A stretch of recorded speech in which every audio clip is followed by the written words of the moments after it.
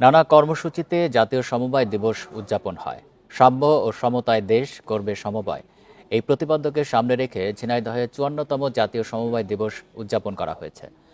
জেলা সমবায় বিভাগের আয়োজনে সকালে সদর উপজেলা পরিষদ চত্বর থেকে একটি র্যালি বের করা হয়। পরে সদর উপজেলা পরিষদ মিলনায়তনে আলোচনা সভা অনুষ্ঠিত হয়। নাটোরে বেলা ১১টার দিকে জেলা প্রশাসক কার্যালয়ের সামনে থেকে একটি শোভাযাত্রা বের করা হয়।